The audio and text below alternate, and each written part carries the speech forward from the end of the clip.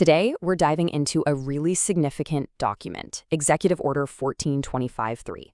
We're going to break down what it says, what it's designed to do, and the context behind it, all based directly on the source materials. So let's get right into it. First, just look at the official title, Restoring Truth and Sanity to American History. Right off the bat, that tells you a lot, doesn't it? Language that strong makes it incredibly clear that this order sees itself as having a very assertive, very direct mission. All right, first things first. What exactly is this document? Let's just get the basic facts on the table.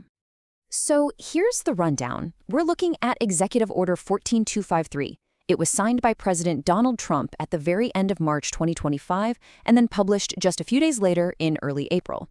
And remember, an executive order isn't just a suggestion. It's a formal, binding directive coming straight from the president.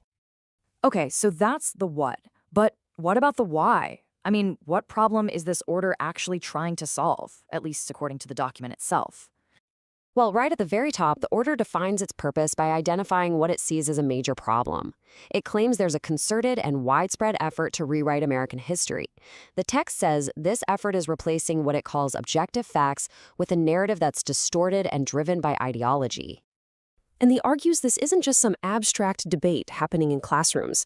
It claims this new narrative has very real consequences for the country, saying that it deepens societal divides and fosters a sense of national shame. Now, the order doesn't just stick to broad statements. It actually points fingers and gives some very specific examples to back up its claims. It accuses the Smithsonian of being influenced by a divisive, race-centered ideology. It even cites content from one of its museums that's supposedly called things like hard work and the nuclear family, aspects of white culture. And it points to plans at another museum to celebrate male athletes in women's sports. Okay, so that's the problem as the order lays it out. So what's the solution? How does it actually propose to fix this? Let's dig into the specific action plan for museums and monuments.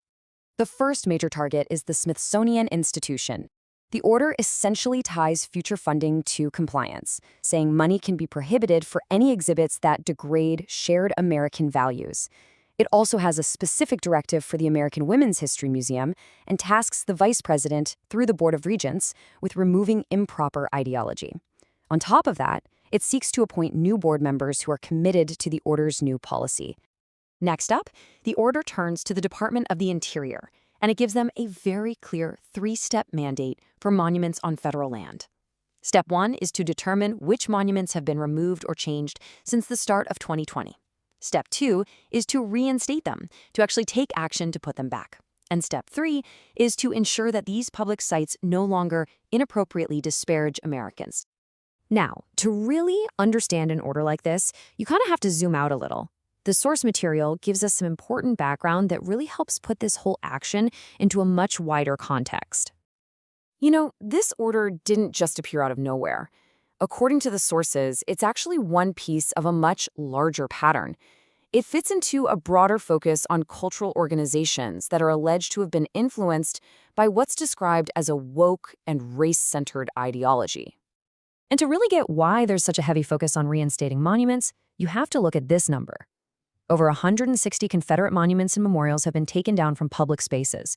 And look at the timeline, almost all of them since 2015. This recent wave of removals is the direct political backdrop for that directive to the Department of the Interior. Okay, so we've gone through the details, the context. Let's pull this all together. When you boil it all down, what are the big takeaways from this executive order?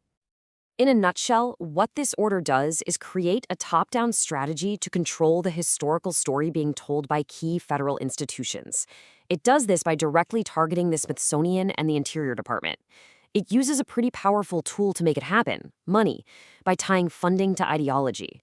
And of course, a huge part of it is that focus on restoration, on actually reversing recent monument removals.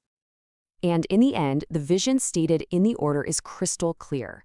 It aims to transform these federal museums and monuments into what it calls solemn and uplifting public monuments. And the ultimate goal of all of this? To instill pride in the hearts of all Americans. So all of this really leaves us with one fundamental, massive question. A question that sits right at the very heart of this executive order. How does a government define the truth of its own history?